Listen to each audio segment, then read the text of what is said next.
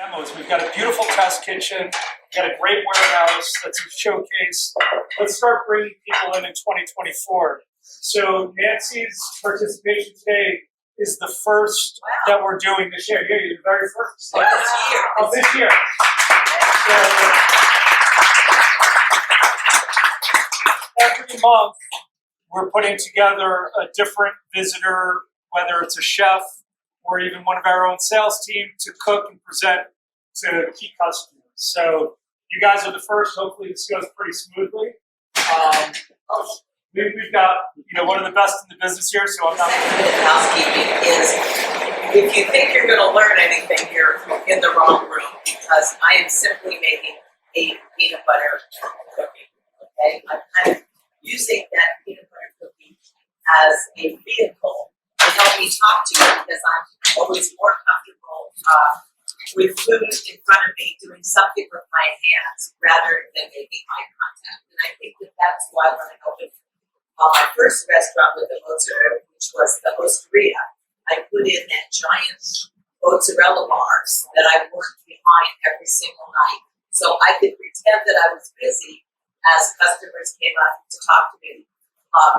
And I would either be too busy and have my head down or talk and also work. Much more comfortable on this side of the counter than I am in the dining room reading.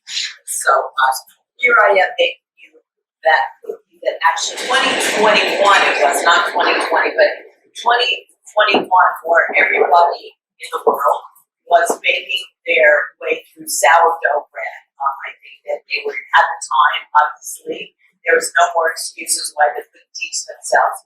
But people needed something comforting to do. For obvious reasons, I did not have that need to bake along the sourdough bread. And so I did. So I spent the year miserable like everybody else. Until one morning or one afternoon, I came home from a walk or something, and there were some peanut butter cookies that Michael, who I live with, had brought back from the bakery in Los Angeles called Friends and Family. And there was physically, and I'm able to recognize when I know something is perfect, the most perfect peanut butter cookie I've seen. So what makes a peanut butter cookie perfect? Well, every type of cookie has its own way it's supposed to look. And a rolled cookie, whether it's a ginger cookie or a chocolate chip cookie, in my opinion, or a peanut butter cookie, it needs to bake with rounded edges, not ones that bleed out. It needs to crack on the top, and it needs to be soft and chewy. So there was that peanut butter cookie, which I bit into, and it tasted like peanut butter, and kind of walked away from it. But in my mind, all of my anger was sort of bubbling up, and it was bubbling up because even though I pretend that I'm a very generous, non-competitive person, inside I cannot stand when somebody does something better than I do. And that was a better peanut butter cookie that I make. And so, and by the way, I've been baking since, what year did I start baking? I started baking in 1979 at Michael's restaurant in Santa Monica. That's a whole other story. I didn't want to bake. I wanted to be in the kitchen. Jonathan Waxman hired me. It was the only opening. But I've been baking since 1979. And for anybody, I don't know who the audience is. It's salespeople or bakers or people that are getting into the business. But what I do want to say is none of us in the business, I don't care how talented, how many years, ever stops learning or never stops being inspired. And that's key to what gets me going. People, keeps me going. People ask me all the time, what keeps me going? And it's eating a peanut butter cookie that's better than the one I make. Okay, so I needed to fix it. So first of all, I was lucky enough that Roxana, who was the owner of Friends and Family, used to work for me at Campanile in La Brea Bakery, and she had just recently come out with a book where I added a blurb. So I had her recipe in my email from the PDF. So I quickly looked at that recipe and I sort of visualized how to make it, what I would do to make it better. Now that better that I'm saying is in quotes, because it's not any better than hers. It's just mine, no longer hers. So I took that peanut butter cookie, and are they all being passed around, or you all see what's kind of different about probably your standard peanut butter cookie is that it's a peanut butter cookie that really thinks it's a tart, or it's a tart that thinks it's a cookie, something about it. But what I wanted to do was get even more peanut butter flavor into it. And so what I did was I made exactly her recipe, which I'll make for you, and I didn't change it at all. I wanted to respect that this was going to be the base. And into that, I put a dip in it, I filled it with peanut butter, topped it with peanuts, and put it in the oven. And to me, what results is a perfect peanut butter cookie that's even peanut-ier. Like, I don't know how to get more flavor in it. And it got me to think that really what people, and when I say people, I'm saying the home cook wants is between the cover of a book, they want to be able to find all the recipes that they really want to make. And I say they really want to make because any home cook that says, I just love making quinoa moms at home, I think they're lying, right? Who wants to laminate that dough and go in and out of the refrigerator and not have enough counter space to roll that dough out and no room in the refrigerator for their sheet pans to fit, right? What people want to make are peanut butter cookies, right? So that's one thing. And then I was thinking that the good and the bad of the internet these days is that the good is that you can find anything. The bad is that the whole world is out there and it's not focused into what's good and what's not good. So you think, like in my days when I wanted to make a peanut butter cookie, I looked at my books and I had my 10 books that probably would have had a peanut butter cookie, and I would pull them all down from the shelf, fill through them and find what I thought was probably the best way to try that one. But now you Google peanut butter cookie and you have 2,500 peanut butter cookies and you think, where do I start? So I wanted to create a book that had all those memorable, craveable recipes, but really focus in on them and try to make them the very best version. Hopefully, if you like that flavor or that dessert you're finding from the book, then you eat it and you say, that's the best version I have. So whether it's a poppy seed cake or a blueberry muffin, I want you to say, that is the best one I had. And that was my aim. And I thought it would be sort of simple because all you really need for any of these recipes is a mixer. In this case, you don't even need a mixer, and an oven, maybe a heat-proof spatula and a couple bowls. But nothing is fancy, nothing that you need to go out and buy a special tool.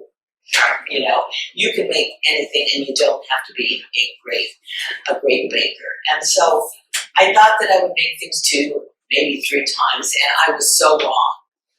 I don't think I made anything less than a dozen times. Now, the best part of it is that I had the time to do it. There's no way this book would have been as good as it is if I started it today, because I just wouldn't have had the time to make something 2 dozen times, and I really did. And things were tweaked by a little bit of sugar, a little bit of salt, even an egg or not an egg, whatever it was, I just tried everything. And some of the things I had to put to the side and come back to. Other ones I was able to just carry it out through the process. But they're tweaked in a way that some of the things you're going to look at, you're going to think, really? And I'll say yes. So when the book was hot off the press, and I think it had just been released, all of a sudden the first call came into the publisher and said, there's a mistake. I'm trying to make that peanut butter cookie and there's 2 tablespoons of vanilla paste in it. That's a mistake. It's like, no, it isn't. I said, let's throw away all those recipes that call for a half a teaspoon, let's say a quarter of a teaspoon of vanilla extract, right?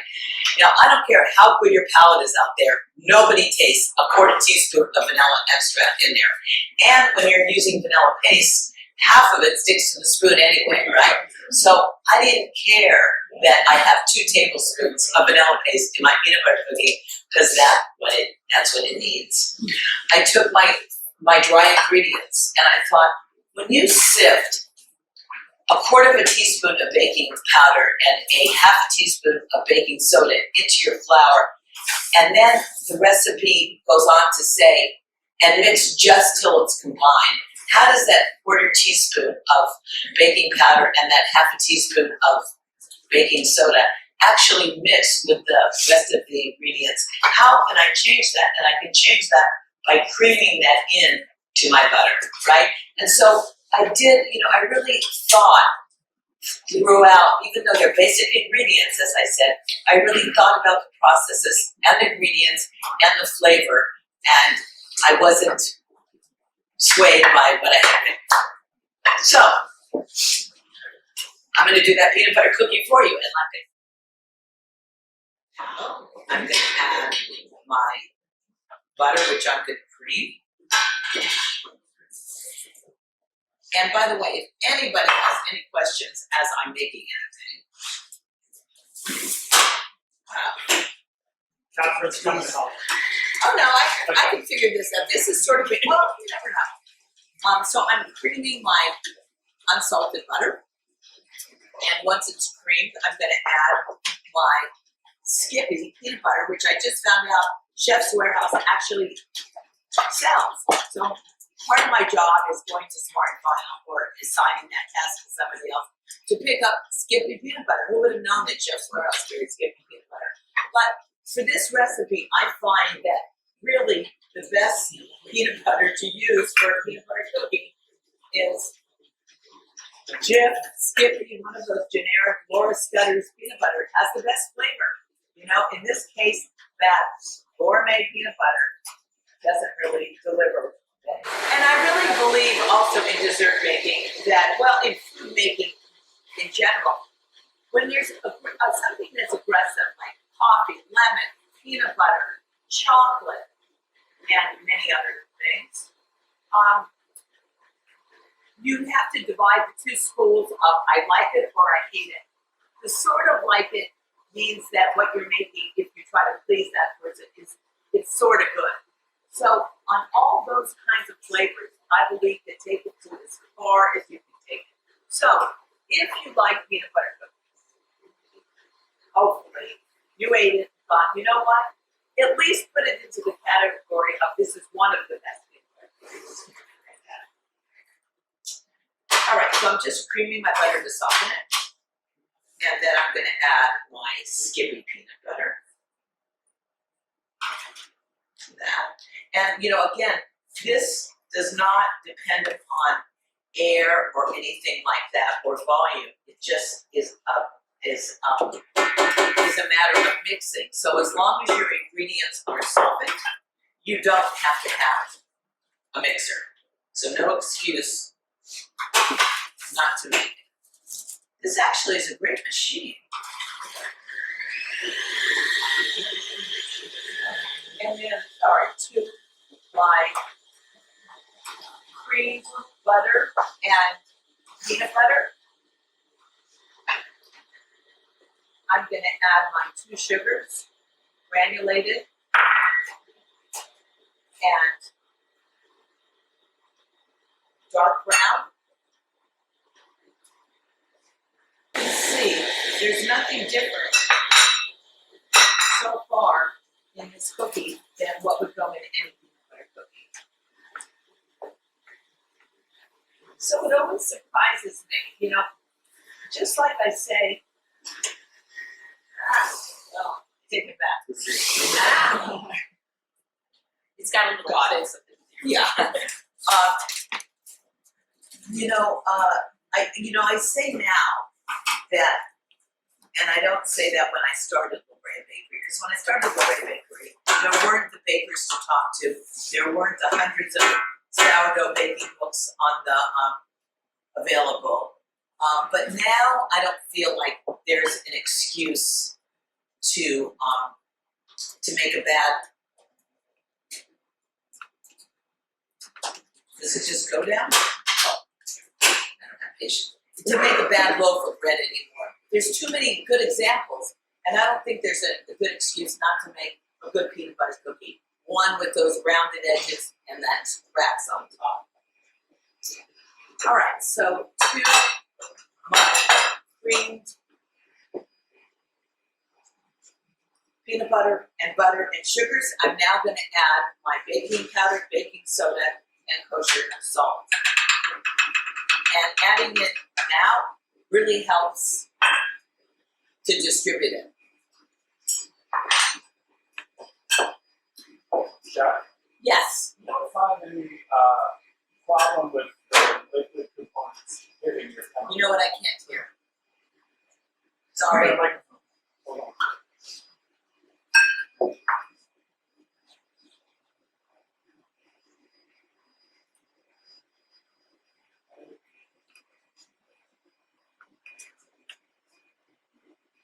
Do you find that the chemicals get activated by the liquids in your initial mix? But I haven't that added there's any liquids yet. That's the thing.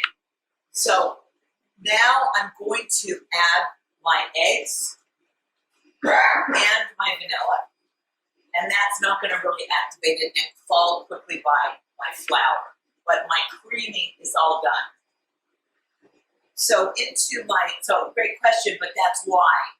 Again, if I was doing whipping egg yolks and adding milk, let's say, to that, my flour couldn't go in there. My leavening would not go in there. Because with double active baking powder, right, it activates as soon as the liquids and activates again in the oven. So you obviously know what you're talking about. Either you sell baking powder or you bake. Okay. What? I bake. Okay. So here's my vanilla paste, and remember, it is 2 tablespoons. I didn't make a mistake. The next comment I just got recently was, first of all, there's a picture of that peanut butter cookie on the cover, right? And if you look at the cover and you own the book, you can count that there's about 20 peanuts on top, right? It's obvious. So why did someone have to write the publisher and say, there's a mistake with the peanut butter cookie? You don't need 20 peanuts. Like, says who? Right? All right, so I'm mixing my vanilla paste and my eggs together with a fork. And the other thing which I like to do, and I always do, whether I am demonstrating something, whether I'm cooking at home, which is rarely, or I'm at the restaurant, is I really love to have all my ingredients weighed out and in front of me, because when I forget something, hopefully I can add it rather than taking it out of the oven and emptying the pan, right? So it really helps to be organized that way. I'm just adding this slowly, just not to break the batter, but nothing more than that.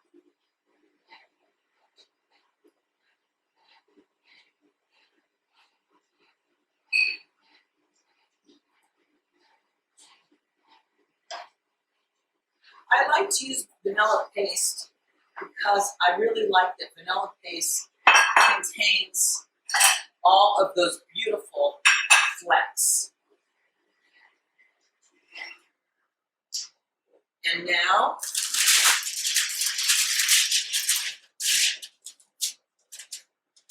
I'm going to add my flours. And I like to always add my flour into the mixing bowl using parchment paper, not just so I can buy more from parchment paper from John Magazino, because that's not, but more so that it helps me get the dry ingredients into the machine, sometimes with that machine running, rather than it coming out all over the machine or onto the table. And I'm going to do this at a slow speed.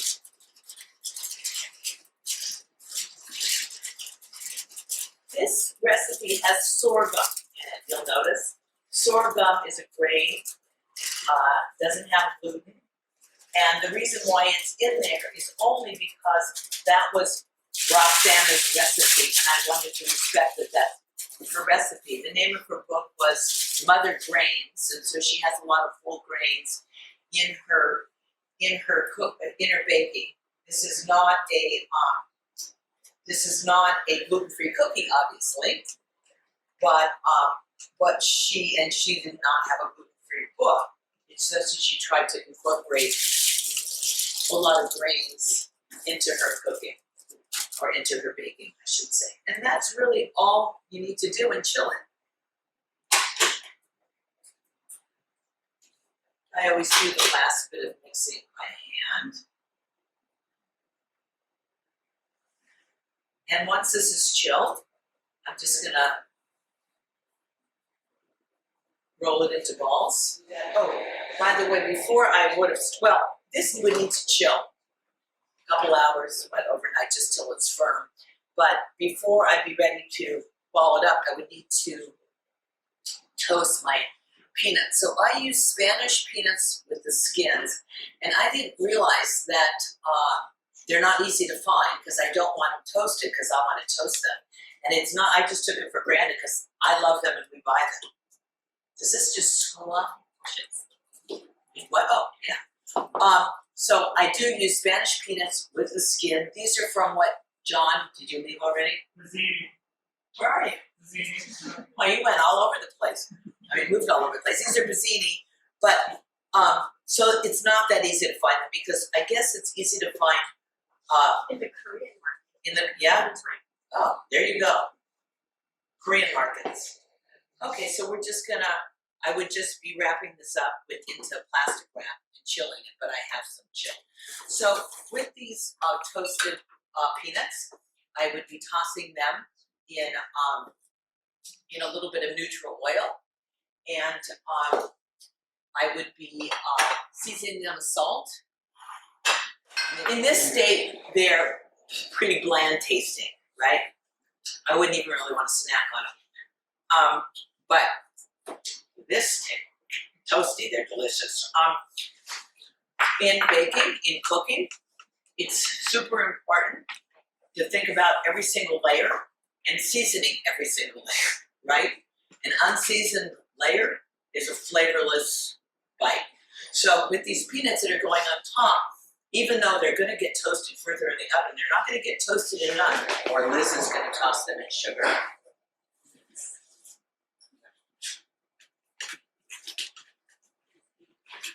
And then, Liz, all right, I'll show you the divot. So, just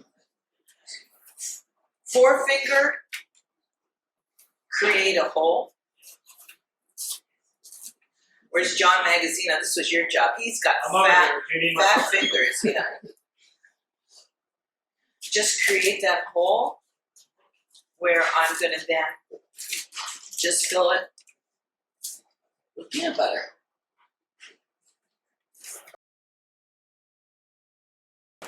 Toss the peanuts in a little neutral oil, season them with kosher salt, toast them until they're fully toasted. And that's why I couldn't put it in on the beginning. Do we have any peanuts? Oh yeah. And then I pile these peanuts inside, and by the way, some of them are gonna fall off because the cookie's gonna expand more, put them back in. But also I had you toast more than you need so that when there's some pockets, when they're baked, just fill them in with some toasted peanuts because they'll still stick. You still have that peanut butter glue. And then put them back in for the rest of the bake. Now, these cookies are really best eaten that day, I have to say. But what's great about it is everything can be ready to go in the oven as you need it, you know. Okay, we don't have quite enough peanuts because I ate my share.